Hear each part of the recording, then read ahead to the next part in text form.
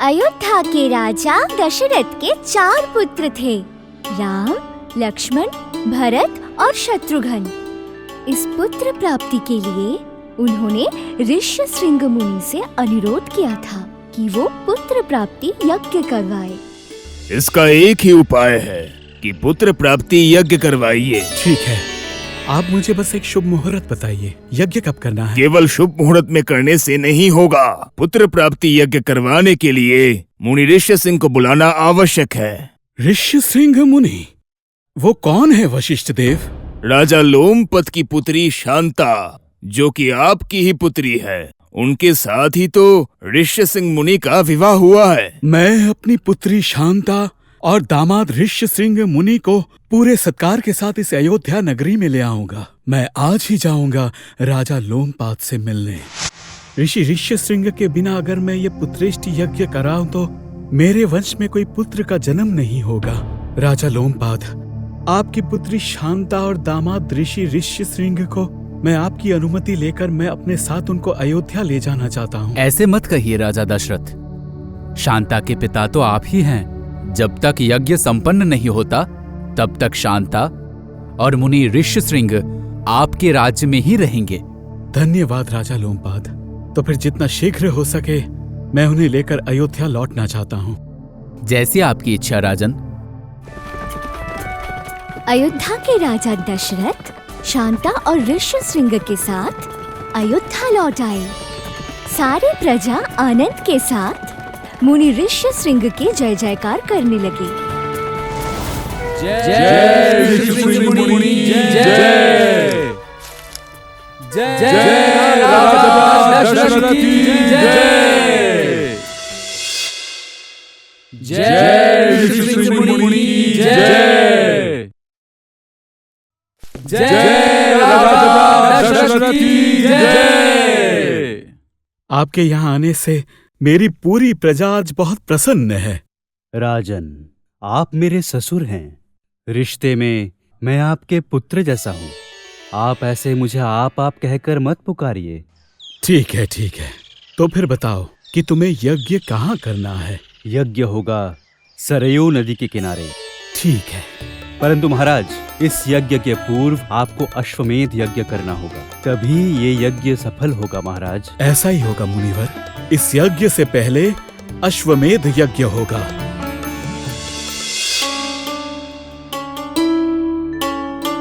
राजन, शुभ मुहूर्त हो चुका है। अश्व को छोड़ दो।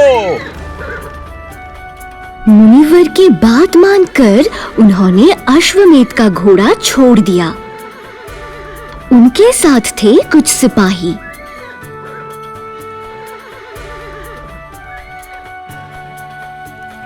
जय वशिष्ठ मुनि की जय। जय ऋष्यशृंग मुनि की जय। राजा दशरथ के अश्वमेध यज्ञ अच्छे से समाप्त हो गया। उसके पश्चात आरंभ हुआ पुत्र प्राप्ति यज्ञ। मुनि ऋष्यशृंग के कहे अनुसार सरयू नदी के किनारे आरंभ हुआ पुत्र प्राप्ति यज्ञ।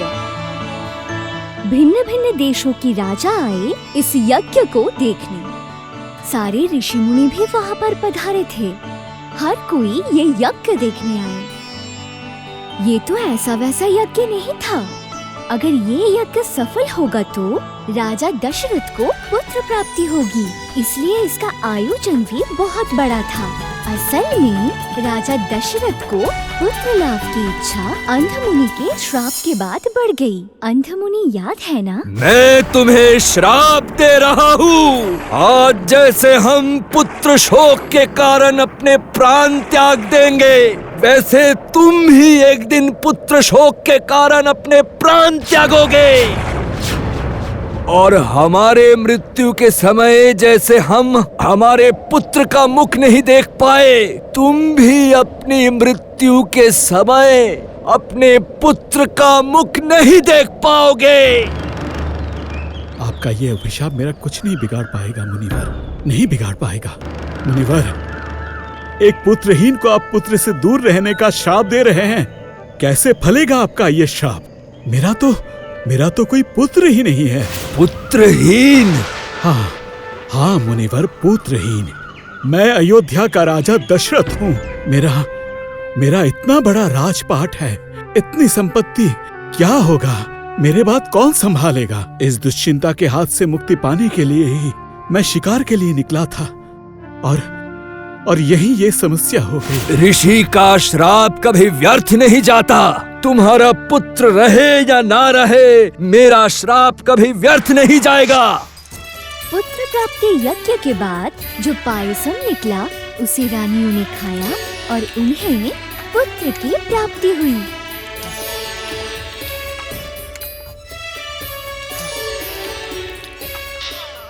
बड़ी रानी कौशल्या का राम, मझली रानी कैकेयी का भरत और छोटी रानी सुमित्रा ने 2 पुत्रों को जन्म दिया, लक्ष्मण और शत्रुघ्न। राम, लक्ष्मण, भरत और शत्रुघ्न को अयोध्या के राज परिवार का इतिहास और उनके पूर्वजों के बारे में बताने के उद्देश्य से एक दिन राजा दशरथ ने उनके 4 पुत्र को बुलाया। ये अयोध्या नगरी बहुत पुरानी है। इस अयोध्या को लेकर राजा रानियों की बहुत सारी घटनाएं हैं जो तुम्हें जाननी चाहिए। अवश्य पिताश्री। ये अयोध्या नगरी मेरे बाद तो तुम्हें ही संभालनी है। पिताश्री क्षमा कीजिएगा, हम लोभी नहीं हैं। आपके बाद किसे क्या मिलेगा, इसीलिए आपने हमें बुलाया है। भाई लक्ष्मण सही कह रहा है। मेरी बातों का अर्थ वो नहीं है। मैं कहना चाहता हूँ अपने वंश का अतीत जानना बहुत आवश्यक है। कौन सा इतिहास किस सत्य को दर्शाता है, ये तुम लोगों को जानना आवश्यक है। मैं तुम लोगों को राजा सगर के बारे में बताना चाहता हूँ। तुम लोग ध्यान से सुनना और मन ही मन सोचना कि क्या ठीक है और क्या भूल। अतीत के भूल से ही तो हम सीखते हैं, जिससे ऐसी भूल हम कभी ना कर सके। क्यों, सही कहा ना? हाँ पिताश्री। राम लक्ष्मण ने अपना मत दिया है। तुम्हारा क्या विचार है पुत्र भरत और शत्रुघ्न? मुझे भी यही लगता है पिताश्री। तो फिर सगर राजा की कहानी सुनो। राजा हरिश्चंद्र के बाद अयोध्या के राजा बने रुहिदास। रुहिदास बहुत अच्छे राजा थे। प्रजा से वे बहुत प्रेम करते थे। इस रुहिदास के बाद राजा बने सगर, जिनके बारे में मैं तुम्हें बताऊंगा।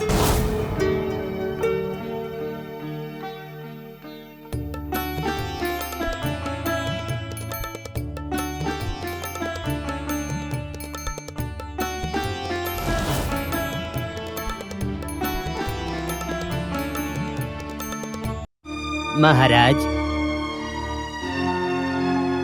महाराज। हाँ महामंत्री, कुछ कहना है आपको? कुछ दिनों से मैं देख रहा हूँ आप बहुत ही चिंतित है। क्या हुआ है महाराज? हाँ, विचार कर रहा हूँ। बताइए ना। मेरे राज्य की प्रजा सुख से है, शांति से है, ये सोचकर मुझे प्रसन्नता होती है। परंतु जब भी ये सोचता हूँ कि मेरी कोई संतान नहीं है, दुख से मन भर उठता है।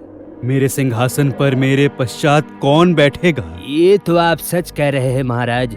सोच रहा हूँ वन में जाकर शिव की तपस्या करूं। क्या कह रहे हैं? हाँ महामंत्री, आप तब तक राज्य की देखभाल करेंगे जब तक मैं वन में शिव की तपस्या करूंगा। मेरा मन कह रहा है एकमात्र देवादिदेव ही मेरे कष्टों का निवारण कर सकते हैं। राजा सगर वन में गए और शिव की तपस्या करने लगे। दिन बीते, महीने बीते, राजा ध्यान में मग्न थे।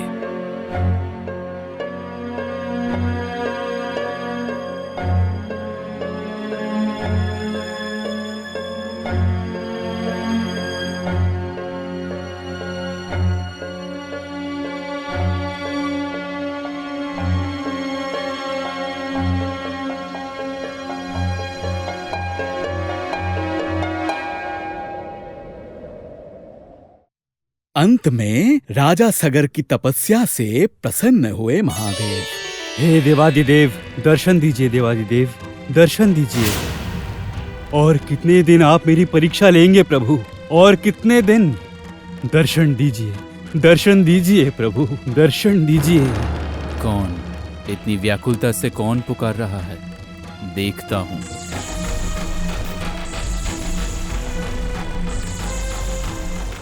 मैं धरती लोक में आ रहा हूँ वत्स, आ रहा हूँ मैं। दर्शन दीजिए प्रभु, दर्शन दीजिए, दर्शन दीजिए।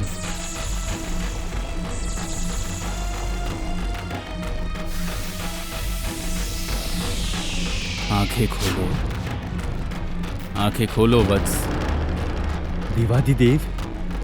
देवादिदेव महादेव आप आए हैं। प्रणाम प्रभु, प्रणाम। तुम्हारी तपस्या से मैं प्रसन्न हुआ हूँ। बताओ क्या वरदान चाहते हो? देवादिदेव, मैं राजा सगर हूँ। मेरी 2 रानियां हैं, केशिनी और सुमति, परंतु हमारी कोई संतान नहीं है। इसी कारण मैं और मेरी दोनों स्त्रियां हमेशा दुखी रहते हैं। मुझे वरदान दीजिए प्रभु, मुझे वरदान दीजिए, जिससे मैं पुत्र संतान की प्राप्ति कर सकूं। मैं देवादिदेव महादेव हूँ। मैं आशीर्वाद देता हूँ, 60,000 पुत्रों के पिता बनोगे तुम। 60,000? धन्य, धन्य है आप भोले महेश्वर, धन्य है आप। तुम्हारा मंगल हो। मेरी 60,000 संतानें होंगी, 60,000। जाता हूँ, जाकर महल में रानियों को ये संदेश देता हूँ।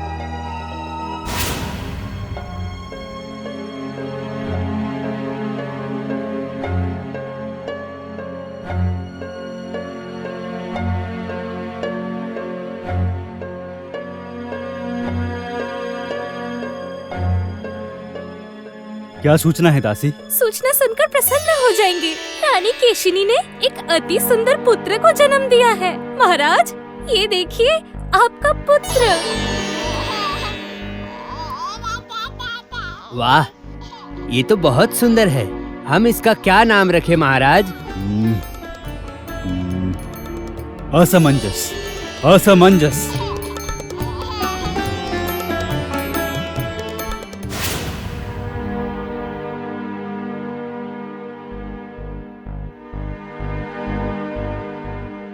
रानी सुमति के बारे में कोई संदेश नहीं आया। क्या हुआ, क्या हुआ? चिंतित मत होइए महाराज, महादेव का आशीर्वाद कभी व्यर्थ नहीं जाएगा। महाराज, महाराज, महाराज, सर्वनाश हो गया है महाराज। क्या हुआ दासी, क्या हुआ? रानी सुमति को कुछ हुआ तो नहीं? महारानी ठीक है, परंतु उन्होंने किसी मनुष्य को जन्म नहीं दिया महाराज। मतलब, इसका क्या मतलब है? ये देखिए, महारानी ने एक लौकी को जन्म दिया है महाराज। रानी सुमति ने लौकी को जन्म दिया, ये सुनकर राजा सगर क्रोधित हो गए। लौकी को दासी के हाथ से छीनकर जमीन पर फेंक दिया।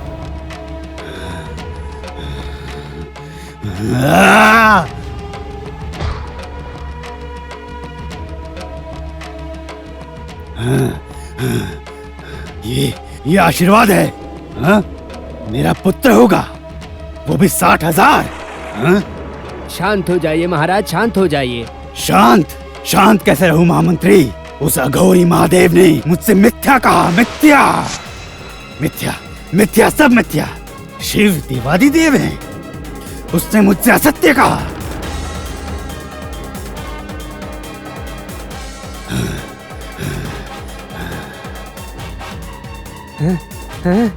महाराज देखिए, देखिए।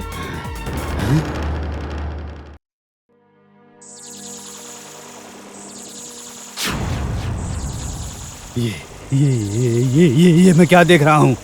ये मैं क्या देख रहा हूँ? इतने सारे पुत्र, इतने सारे। देवादिदेव के आशीर्वाद से 60,000 पुत्र का जन्म हुआ है महाराज, 60,000 पुत्र का। राजा सगर, 60,000 पुत्रों का जन्म अवश्य हुआ है, परंतु वो अधिक समय तक तुम्हारे पास नहीं रहने वाले। उन सब की मृत्यु होगी। देवादिदेव महादेव का ये श्राप राजा सगर सुन नहीं पाए। राजा और रानी के दुलार से बड़ा होने लगा उनका ज्येष्ठ पुत्र असमंज और उनके बाकी के 60,000 पुत्र भी।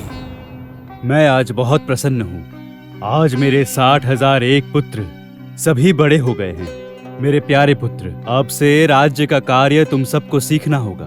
तो सब तैयार है ना? हम प्रस्तुत है पिताश्री। हम तैयार हैं।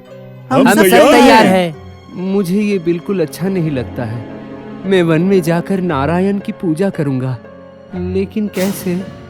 पिताश्री मुझे किसी भी हाल में वन में जाने नहीं देंगे। मुझे कुछ ऐसा करना होगा जिससे मेरे ऊपर सब बहुत क्रोधित हो जाए, तभी मैं वन में जा पाऊंगा। किंतु मैं क्या करूं? मिल गया, मुझे उपाय मिल गया। मैं आज से ऐसे ऐसे कार्य करूंगा जिससे क्रोधित होकर पिताश्री मुझे वन में भेज देंगे। उन्होंने जैसा सोचा वैसा ही किया। असमंजस लड़कियों को तंग करने लगे, उनकी मटकियां फोड़कर। लड़के भी क्रोधित हो जाएं, इसलिए लड़कों के हाथ बांधकर नदी में फेंकने लगे। यहाँ तक कि प्रजाओं के घर में आग लगाने में भी उनके हाथ नहीं कांपे। ऐसी ही थी उनकी नारायण भक्ति। उन्हें फल वही मिला जो उन्होंने सोचा था।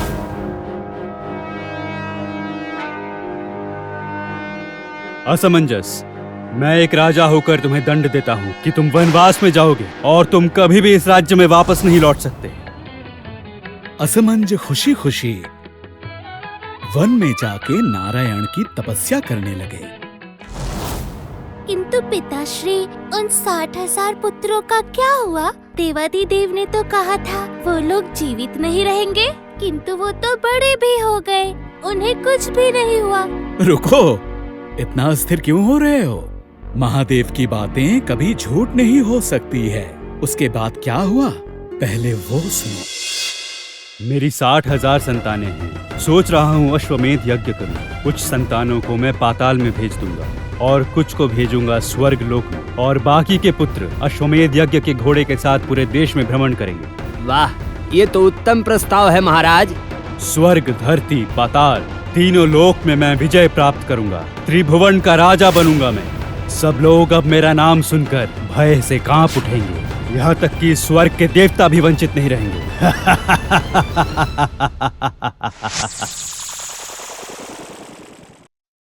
प्रजापति ब्रह्मा, हे प्रजापति ब्रह्मा, घोर विपत्ति आन पड़ी है।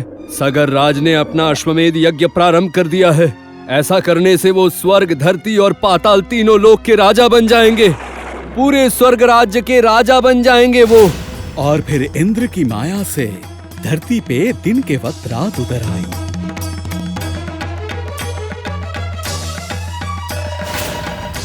अश्वमेध का घोड़ा लेके इंद्र सीधे चले गए पाताल लोक में, जहाँ पे ध्यान में लीन थे कपिल मुनि।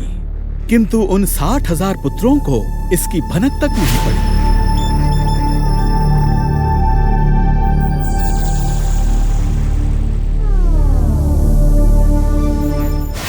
कपिल मुनि आंखें बंद करके तपस्या में लीन थे। इसी अवसर का लाभ उठाकर देवराज इंद्र ने उस अश्वमेध के घोड़े को कपिल मुनि के ठीक पीछे बांध दिया। मैं स्वर्ग लोक लौट जाता हूँ। अब देखते हैं राजा सगर के पुत्रगण कैसे इस अश्वमेध के घोड़े को ढूंढ निकालते हैं। इसके बाद उन्होंने क्या किया? अश्वमेध के घोड़े को जब वो ढूंढ नहीं पाए, सगर राजा के वो 60,000 पुत्र चारों तरफ उसे ढूंढने निकल पड़े। स्वर्ग और धरती पे ढूंढने के बाद वो आकर पहुंचे पाताल लोक, और वहीं उन्हें मिल गया वो अश्वमेध का घोड़ा। और वो घोड़ा तब भी था उस ध्यान मग्न कपिल मुनि के पीछे। और वो देखकर वो लोग बहुत क्रोधित हो गए। उन्होंने सोचा कि शायद कपिल मुनि ने ही उनका घोड़ा चुराया है।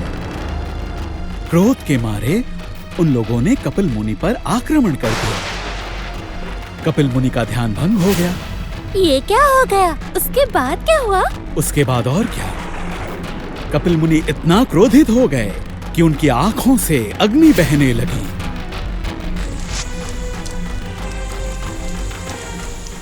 और उस आग से भस्म हो गए सगर राजा के वो 60,000 पुत्र। अरे!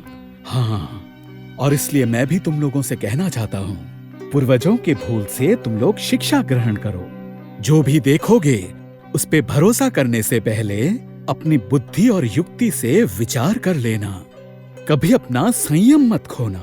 याद रहेगा पिताश्री। इसी तरह से राजा सगर के बारे में बताकर महाराजा दशरथ अपने पुत्रों को भविष्य के लिए तैयार करने लगे।